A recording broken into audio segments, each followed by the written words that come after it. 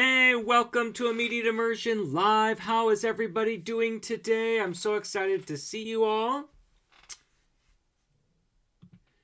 And for those of you watching this on the replay, welcome, welcome, welcome. Remember, you can use our comments or our chat to ask any questions. I periodically go back and check the chat and comments in case you're watching this on the replay. Today, we're going to be talking about upper levels and how you can adapt comprehension-based instruction to your upper levels. So let's go ahead and get started. My name is Scott, and you're watching Immediate Immersion Live, where we're all about comprehension-based instruction in the modern language classroom. And we'll be right back after this short intro.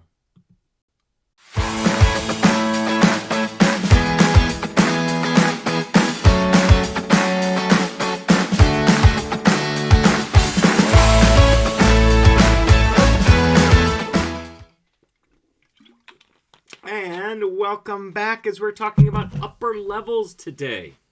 And I'm so excited to be here to talk to you about this. This is one of the questions that I always get. How do you do upper levels? Because in every type of comprehensible input type training, they usually do a demo.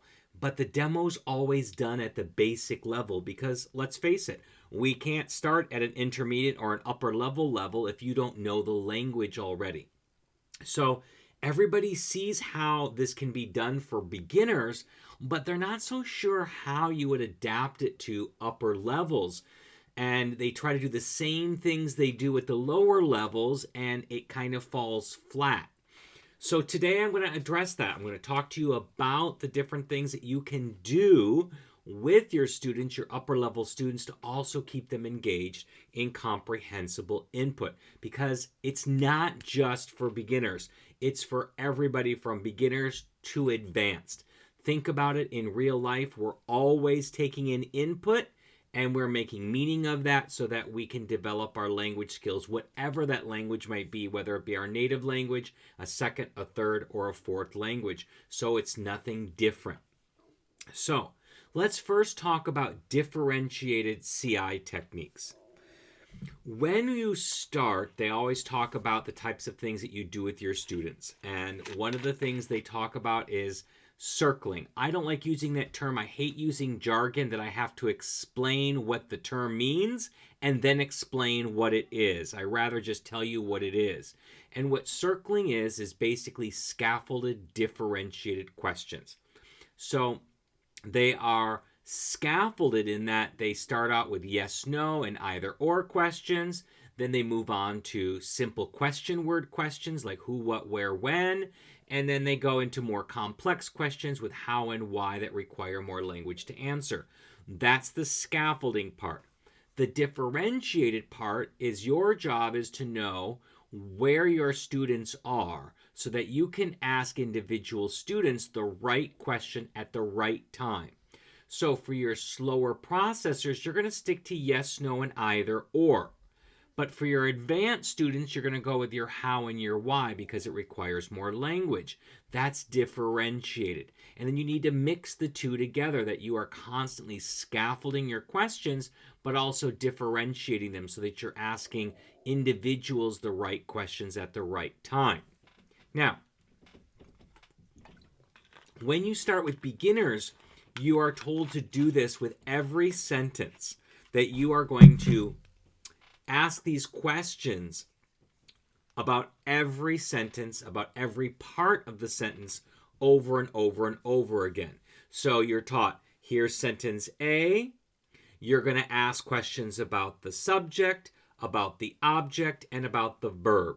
And then you're going to add a detail, and then you're going to ask questions about the subject, the object, the new detail, and the verb. And you're going to keep doing this with 3 to 4 different details to keep going so that the basic sentence itself doesn't change. So for your slower processors, they're hearing that basic sentence, subject, verb, object, repeated over and over and over again. But it gets a little bit more interesting and more tolerable to hear the repetitions because you're adding details along the way. And you're supposed to teach one sentence at a time and do this with every sentence as you go along. And why do we do that with beginners? We do that with beginners because they don't know any language and they need to hear the patterns. They need to hear the words. They need to hear how the verbs work over and over and over again. And so that's really important. But for your advanced kids, your upper levels, your levels 3 and 4 and AP and IB, those kids already have the basics down. So if you continue to ask these questions in the same way that you do in level 1 and level 2, you're going to lose them because they know those basics already. So the difference is you're only going to ask those questions about sentences that contain either new vocabulary or new grammar structures. So, for example, if you're doing a story and you say, there is a boy, in level 1, you are going to be asking your questions about that sentence. In levels 3 and 4, you aren't. They already know that sentence. That's not a sentence they need to know any further. They've already got that mastered. So you're wasting time and boring your students still asking questions about that sentence. But then I'm going to get to a subjunctive sentence and says, the mom wants that the boy do his homework. Well, that's got a new grammar structure. My vocabulary is all there. My kids already know all of that vocabulary. They know the mother, they know boy, they know wants, they know homework. They know to do. Because the verbs are part of the Sweet 16, they know those already. But what they don't know is that grammatical structure of the subjunctive. So that's what I need to be asking my questions about, that sentence. And it may be 4 or 5 sentences into my story before that even happens. So that's one of the things that you've got to think about and do. Now, if I'm in my level 3 or 4 class and then I talk about age, and in Spanish and French, age is with the verb to have and not the verb to be, and 1 or 2 of my kids in class make the mistake and use the verb to be for age instead of to have, then I know I need to go back and ask some more questions about that sentence that has age in it to make sure I at least refresh their memory and how it works. So the rules for asking these scaffolded differentiated questions are: only ask about new vocabulary, new grammar structures, or structures or vocabulary that students forget. And so in one of my level 3 classes, I may have to go back and ask those questions about age. But in my other one, I don't, because they all get it and they're not making that mistake. Does that make sense? So you're actually adapting it to it, but you're doing that along with your kids. Now, if your kids are getting lost because you're not asking enough questions, then you can go back and ask more questions about some of the other sentences.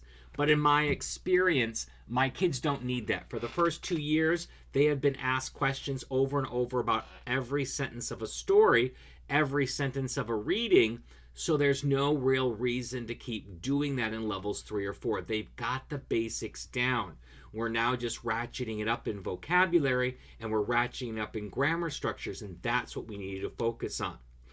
So you're going to get through more of your story without questioning. Now, you're always going to ask content questions. That's just like, what is happening in there? And you're always going to ask your comprehension check questions to make sure that your kids are understanding what you're saying, and those are always in English. But your repetitious questions to get the patterns and vocabulary in their head, you're only going to be asking about new information, new grammar, new vocabulary, or if kids forget something they should already know. That way you're not going to be spending so much time on doing that. You're not going to lose kids along the way. The second thing that I do very, very differently with my upper levels versus my lower levels is I don't do as many stories with my upper levels. They get a little bit old with kids, so I don't always do them. I still do them. I might do maybe one a month. Maybe it's one every 6 weeks. Instead, I focus more on discussions and conversations. Why? Because my kids, the language they have much more language. And so we can go into conversations and go much deeper. So I can talk about, we talked about for at least 6 to 7 weeks about the kids' summer vacation in level 3. Because everybody had a different experience. It added new vocabulary that kids did not have before. But they're everyday conversations. Kids want to know what everybody did for summer vacation, and it has a lot of high frequency vocabulary.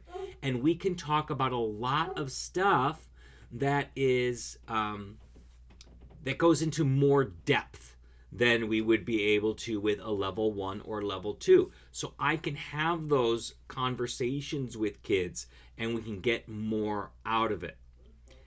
Also, discussions. So when we get into our novels, I pick novels that are a little bit lighter in the language, but deeper in the themes and topics that we can discuss about them. My prime example, one of my favorite books that I like to read with my 8th graders is La Vida y Muerte en la Mara Salvatrucha, the life and death in the MS-13 gang. And I know you're thinking, oh my gosh, if you don't know this book, you're reading a gang book with your kids. Yes, because it's not about gangs. That's just the backdrop of the story. Just like any sports movie or sports book, the sport is not as important because you can switch out the sport and the story will be the same. And the point of this novel is not the gang that it revolves around. That's just the storyline. But we bring into all kinds of topics from this. First of all, the book is in very easy Spanish. It's in a level 3 book because of the content, not because of the language. Each chapter is 2-3 pages tops. Other than the gang-specific vocabulary, the vocabulary is very low, very high frequency, and very easy to understand. But it takes me a good 9 weeks to read this 50-page book because of the discussions. We have discussions about rich versus poor, immigrants versus non-immigrants, civilians versus police officers, the choices of some kids, why some kids choose to join a gang and why some kids don't. And does the neighborhood, their friends, their family life come into play in that? We talk about freedom versus not freedom and the different types of freedom that you have.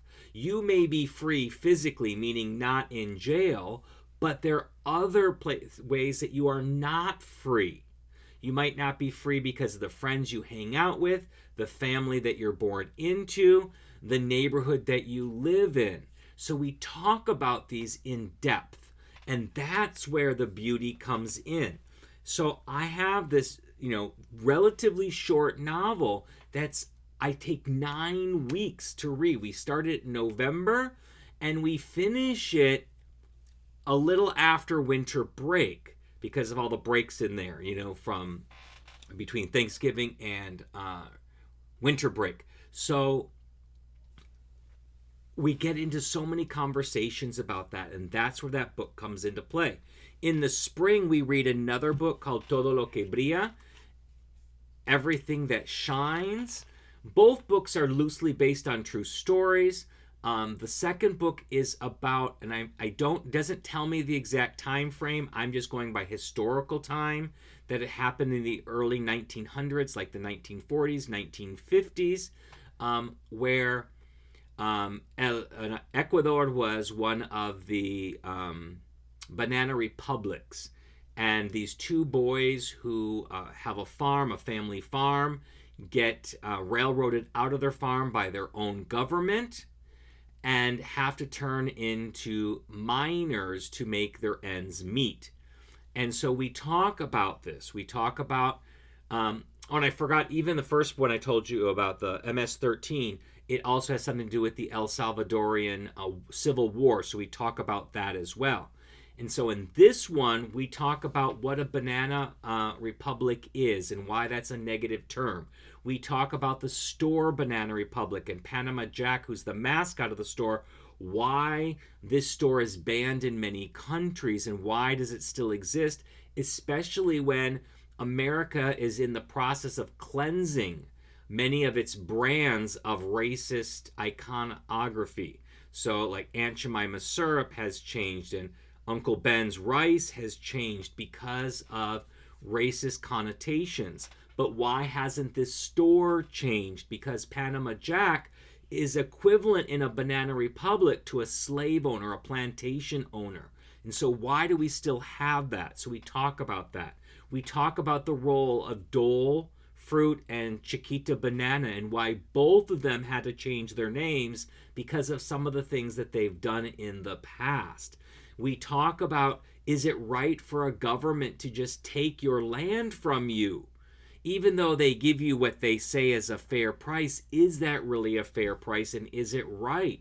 And so that brings in, for America, the right of eminent domain, and we talk about that and how what happened in Ecuador was not the same thing as eminent domain that we have here in the United States. So we talk about those things. We talk about, what do you think would happen if your whole livelihood was just taken away like that? What would you do in those situations? So this book is a little bit harder in Spanish than the first book. It's a longer book. I think it's almost like 90 pages long, which is the longest book that we read in class through our 3 years at my school with students. Usually our books average about 50 pages. This is the longer one. It takes me almost 12 weeks to read this book and have those discussions. But the discussions is where it's at. That's where it's important. And we talk about all these things that these boys do to survive.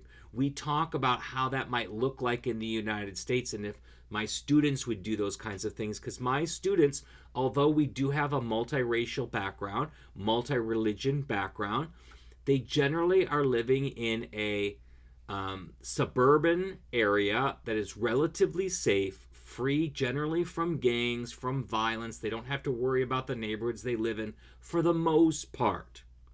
So some of these experiences are different from them, and we have these conversations so they can understand, because a lot of them live very sheltered lives being in a suburb and a relatively safe suburb of California. So those are some of the things that I do that differentiate my techniques. Everything else I do is the same. So I do stories, I just don't do a lot of them. I do more conversations and discussions. I do movie talks, I still do those, but I can go deeper with those. I also like to sprinkle in picture talks as well. Again, I can go deeper with those. I stick with my Sweet 16 vocabulary in my level 3s and 4s. I don't teach level 4, but I just up the grammar with those verbs, because I never teach grammar with new vocabulary, which textbooks do all the time. They introduce a new grammar tense, and then they add a new verb in there at the same time. The brain can't really handle that. It's better to work with one thing that they know and just add something different to it. So if it's new vocabulary, I'm using the grammar that they already know. If it's new grammar, I'm working with vocabulary they already know. And even though I'm only sticking to these Sweet 16 verbs, I am able to give them a wide, rich vocabulary because of things else that we talk about and that come up over and over again. So that's that first topic. And again, if anybody has any comments or questions, please feel free to put them in the chat or in the comments if you're watching this on the replay. So our next topic is the skill gap. So starting in level 3 is where they're starting to go into that intermediate level, according to ACTFL. And this level is the longest. Novice, they don't stay in as long as intermediate, and a lot of kids don't see, because it takes a long time to progress through intermediate, they don't see that they're making progress. But it's our job to look at the skill gap. Where were they in level 2? And where are they currently in level 3? And where do we want them to be at the end of level 3 or level 4, or whatever level you're teaching? And you need to fill in that skill gap. So you need to find out where the weaknesses are and work to those gaps. Now, there's no prescribed way to do this because every class is different. You may have 3 level 3 classes, and each one of them have a different skill gap than the other. So that means you're going to have to make different emphases, I don't know what word, you know what I mean. You need to emphasize different things in each of those classes. So I think of my job less as a teacher and more as a coach. So what's a coach's job? It's to know its team's strengths and weaknesses as a team, but also the strengths and weaknesses of each individual player. And then, although we don't have assistant coaches, but they would assign this group of players to this assistant coach to work on this skill. They'll take these players and work with this assistant coach for those skills, etc. We don't have the luxury of having multiple coaches. It's just us.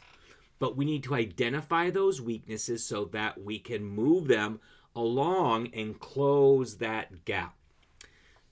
Here are the basics. You shouldn't be still having listening and reading gaps in upper levels. You shouldn't be, because those are usually telling you that they are having problems understanding the vocabulary mainly, and maybe the nuances of some of the grammar. But after 2 years of listening and reading language, they shouldn't have huge gaps in those 2 areas. Now, obviously, when you step up the text or step up the conversation that they're listening to, yes, obviously there's going to be some growth there and they're going to need some, adaptation. But generally speaking, you shouldn't be needing that. If you do, then you need to go back to vocabulary instruction and make sure that they are understanding the vocabulary. So that means you're going back and simplifying your sentences, and you're focusing on key vocabulary, and you're doing those comprehension checks to make sure that they are understanding that vocabulary before you can move on. And then once you know they've got the vocabulary, now you can slowly layer more complex grammar on top of that vocabulary, still doing those comprehension checks to make sure that they're there. Because basically by the time they get to the upper levels, starting in level 3, they should have a solid foundation in listening and reading comprehension. So the skills that you're trying to work on to improve generally are the writing and the speaking skills. To improve writing is not to write more. That's a key thing. How do you improve writing? They need to read more. And we teach you to do in basic levels to do more scaffolded reading. You're reading with your students, and you are constantly helping them through the reading. Starting at the end of level 2 even, and definitely in level 3, you want to transition to more independent reading so that they're needing their own skills to be able to understand what's going on. And that will help them improve their writing. One way that I do this is my 3-2-1 reading strategy when it comes to novels. So I start a novel by reading it with my students for the first 2 or 3 chapters. Why that many chapters? Because I want to get them into the book. I want to give them all the background information. I want to discuss those beginning things so they're into the book. Then, starting with chapter 4, they're going to read that chapter in pairs with another student. And when I say read, I mean read it in the common language. So in the US, that would be English. If you're teaching in France, that would be French, etc. So they're basically translating. That way they know that each other knows what's going on. and they can help each other, and how they split up the work doesn't matter to me. It could be sentence by sentence, it could be paragraph by paragraph, it could be page by page. Doesn't matter. And then for one chapter, they read it all by themselves, making the meaning all by themselves. So I'm training them to wean off of my help. And then we start the process over again with this next chapter, except I don't read 3 more chapters with them. I just read 1 chapter with them. Then the next chapter is in pairs, and the next chapter is individually. And we continue this way until we finish the book. Between each chapter, though, we come together as a class and we discuss it to make sure that I know that they understood what we were talking about. So we're going back over, we're doing comprehension checks, we're asking content questions, we're talking about the themes and the ideas and the conflicts that go on, and we're doing those discussions. But what I'm doing here is I'm weaning them off relying on me to help them, because I want them to be reading more independently. I'm also upping the time that they're doing silent reading. So we're reading, I only have 43 minutes on most of my days. 1 day a week I have 30 minutes. So I don't have a lot of time. I can't devote like 15 whole minutes to silent reading. That's like 1/3 of my class time, and on one day it's 1/2 my class time. I don't have that luxury. So I only go up to about 7 minutes. I start at 3, I work my way up to 5, and then I go up to 7 minutes with my upper levels. But after that, that's as far as I can go. If you're teaching for an hour, if you have an hour class, you can go 15 minutes. If you're doing a block schedule, you could probably go 20 minutes of silent reading. So I'm upping that. I want them to do more reading so that they can develop the vocabulary and sentence structures, because that's where they're going to learn a lot of their vocabulary, and how the sentences are constructed is by reading. And the more they read, the better that they'll get, and that will translate into writing. Now, I also have my kids write weekly, religiously, without fail. Why? Especially if I know that writing over and over again doesn't improve the writing skill. But what it does improve is the confidence.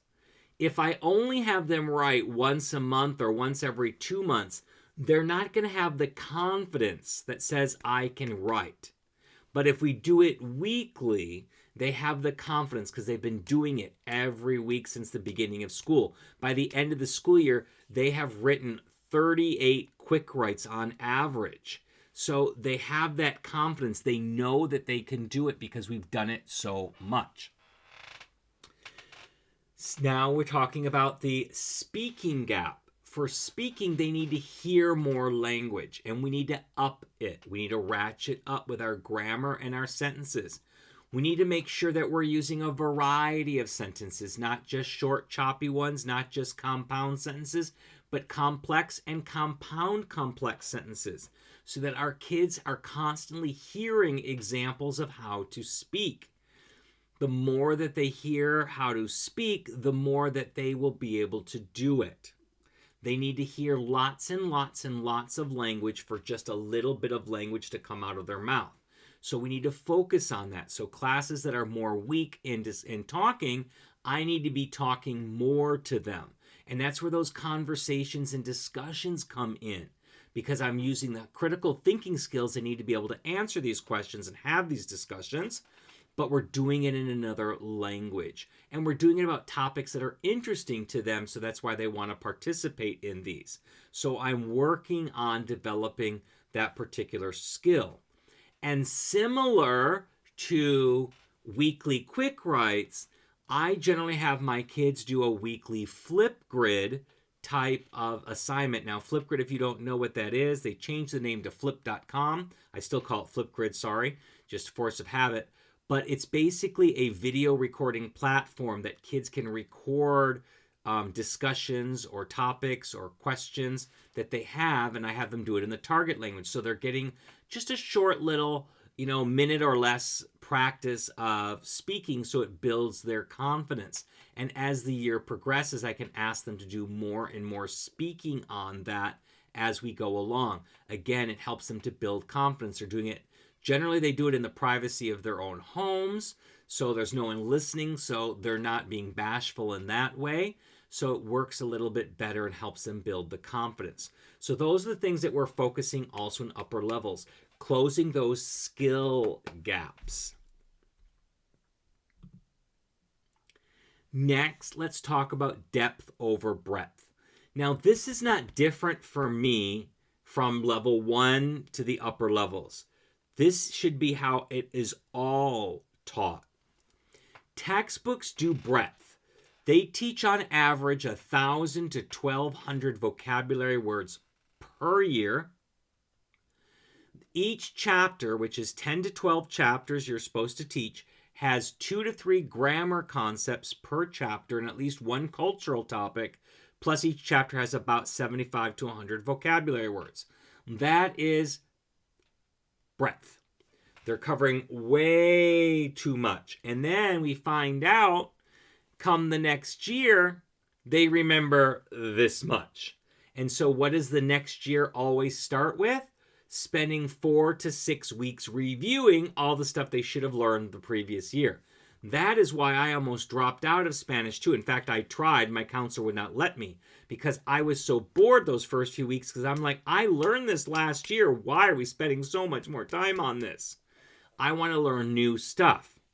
So what we focus on and what I preach is to start in the beginning and focus on depth, not breadth. So we start teaching them Dr. Terry Waltz's Super 7. And those verbs, we get them to know those verbs inside and out really, really well. Once they know those, then we slowly add the rest of them, which are Mike Peto's additional 9 verbs that get you to the sweet 16, at least in Spanish. In German and French, it's 15 because there aren't 2 verbs for to be like there are in Spanish.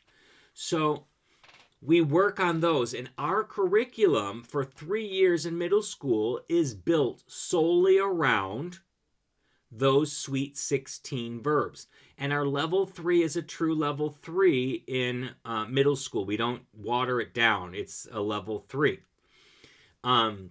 So I focus on these 16 verbs really, really a lot. Then, because I focus on these, I can't speak the language using only 16 words. I have to use all the other words that come along with it. So my kids learn all the nouns, boy, girl. They learn adjectives. They learn colors. They learn numbers. But they learn them in context with these 16 verbs. And so by me focusing on this and the stress that doesn't happen because they know they only have to know this, they actually remember this. And I don't have to spend any time reviewing the following year because it's been so solidified. So we're going deeper, not wider. And that's really, really important. And I don't advocate this just for upper levels. I advocate this from the beginning because your kids will retain more and be more confident when we limit what they have to know, because that opens their mind to be willing to learn other stuff. An example of this in level 1, when I used to teach level 1 a lot, this is my first time teaching level 1 this year. For about 5 or 6 years. I can't remember. It's been a while. But when I was teaching level 1 regularly, some of my kids would be using the word tampoco, which means either or neither in Spanish. And I'm like, where did you pick up that word? Because I never wrote that on the board, and it was never one of your vocabulary words. And the kids go, you use it all of the time. So you see, they do pick up these words that you use as long as you are using a wide variety of vocabulary. But focusing on those 16 verbs, your kids will learn a lot, believe me. So that's the depth over breadth. Real world context. That's the next thing you want to focus on. You want to focus on using real world context. Don't stick with those dialogues that are in the textbook. Those were outdated the day they were printed. Use real language. Have real conversations about real topics with your real students.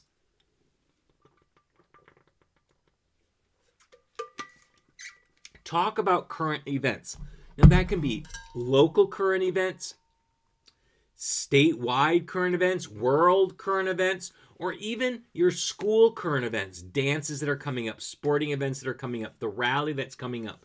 Those kinds of things. Talk about things that are real world with your students that they want to talk about, so that you can bring in real world contexts, bring in real world vocabulary.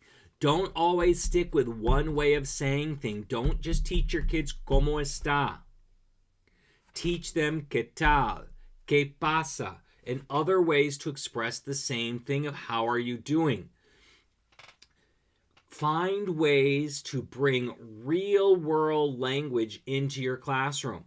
Show them YouTube videos. Show them or have them listen to podcasts.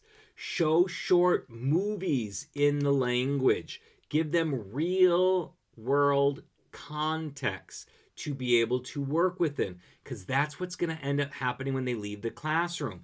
They're not going to be talking about their school supplies, and they're not going to be talking about what classes they have. That's not real world. That's school world. And once they leave school, those topics are never going to come up. Think about it as an adult. When have you been asked what your favorite class was and what school supplies you needed for that class? Probably never. So find actual real world context that you can have your kids talk about. That's what you're going to do. You're going to enrich their lives with that. It's going to be much more interesting for them to talk about that. Talk about a TV show that all of your kids are watching right now, or a video game that they're talking about and that they're playing. Those kinds of things will bring in real world contexts. They will bring in high interest for your students. And you can't avoid using high frequency vocabulary. So that's going to be just a natural win for that, because you're going to be using the same vocabulary that you are teaching in your classroom, because you're teaching high frequency vocabulary. And high frequency vocabulary is high frequency for a reason, because it can be applied to multiple topics. It's not school specific vocabulary like thumbtack or stapler. When is that going to come up in a real conversation? Let's be honest.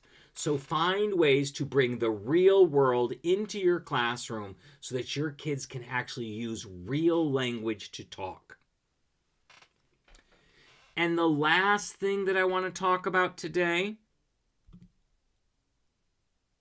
is your assessment mechanics. So we focused in level 1 and level 2 mainly on simplified versions of our assessments. We assess one thing at a time in isolation. We assess listening comprehension. We assess reading comprehension. We assess writing proficiency. We assess speaking proficiency. Generally all in isolation. But now in an upper level, you want to mix that up. You still want to do those to get the basics out, to make sure that the base content is understood and the base proficiency levels are met. But you want to do more integrated performance assessments so that kids can actually mimic things happening, again, in the real world using their skills. So it might be that they listen to something, maybe it is a voicemail message, and then they have to write an email in response to that. So we're combining the listening with the writing skill. Or they could read a passage and then have to talk about that passage, summarize it orally about what they understood about it. Again, these are now integrated. We are taking 2 or more skills and putting them together in a realistic way for them to be able to demonstrate their proficiency. And what's great about this is they're multifaceted skills. So they're advanced enough to really push your kids and see if their skills are really there. The downside to some of these is they are more complex to administer and therefore more complex to grade because there's so many facets that are there in there. Also, you might also consider adding a third element to your assessments, which are a self-reflection piece, to have them write a short paragraph in their native language reflecting about the process of what they were doing. Ask them poignant questions about, do you think you were successful in this? Why do you think you were successful? What steps did you take to accomplish this? Those types of things to get them to think about the process, because you can get some valuable insights into that as well. So the basics here for the assessments is you're stepping up your assessments in level 3 and level 4. Think of more of those AP and IB assessments where they're integrating multiple skills into one assessment, and you want to do that. You don't just fling this on them. Start in class in a low stress situation. So their practices where you give them a listening thing and then they've got to write a response to it, or give them a written thing and they've got to speak a response to it. Start out slow, keep it small, then slowly progress to doing that and making the grades for that. And then as you go, you might in level 3 only combine 2 of the skills. In level 4, you might combine 3 skills. It might be to listen to a passage, read a passage, and then either write something pulling from each of those or talk about something pulling from each of those, so that you're incorporating 3 out of the 4 skills in there. But progressively work your way up to this. Don't just jump in, or your kids are going to fall flat, and we don't want that to happen. We want them to feel success. So start small, slowly work into this, but then once you are here, slowly develop to make it larger and larger. With that, if anybody has any questions or comments, please feel free to put them in the chat or the comments. And that brings me, since we were talking about assessments, is our Assessment Academy that's going on right now. We just did, what was it, our 3rd or our 4th? I can't remember. I think it was our 3rd. Let me double check here real quick. We just did, yes, our 3rd one, but they are recorded, so you can watch the first 3. Our next one is on Sunday. It's on reading assessments. We've already talked about proficiency-based grading as a whole. We talked about the basics of assessment. This past Sunday, we talked about listening assessments and 5 different types of listening assessments that you can do for your students. And this week, we're going to go on to reading assessments. There are 10 classes plus an 11th bonus class where we are going to take your speaking and writing samples, and we are going to grade them together to kind of calibrate the rubrics. If this is something you're interested in, and again, as I said, all classes are recorded if you can't watch them live or you've missed some, you can go to mm.us/academy and register for that. You will have access to all of the classes until the end of 2024. So you have the rest of this year and all of next year. And one of the things that we've been incorporating in our courses lately are what we call actionables. So you have a summary of each class written down note-wise, but then there are 5 action steps to help you implement what you are learning. Because that's a lot of things. We take a lot of courses, we go through a lot of training, but we don't actually implement what we've learned. And so with each class, there are 5 action steps that you can take that will help you implement the information from that class so that you are actually getting something out of it. So if that's something that's interesting to you, please go to mm.us/academy and register for that. The price, I believe, is $97, which is less than $10 per class. When you think about it, each class is about an hour long. So again, if you're interested, please go ahead and do that. If you have any questions, again, please put them in the comments. I do go back and check. Next week, same time, same channel, we are going to be talking about getting the skeptics on board with comprehensible input and comprehension-based instruction. So we'll talk about that next week, 5 o'clock Eastern. 5 o'clock Pacific, 8 o'clock Eastern next Monday. If you found this helpful at all, please share with other teachers who might be interested in this. That helps us get our word out. Please like the video if you found anything helpful, and subscribe if you haven't. We are so close to our first 1,000 subscribers. I would like to get over that hump before the end of the year. So please help us out by subscribing. We put out weekly YouTube videos on Wednesdays, and then we have our lives every Monday. So again, I wish everybody a great week, and I can't wait to see you next week when we talk about how to convert those skeptics over.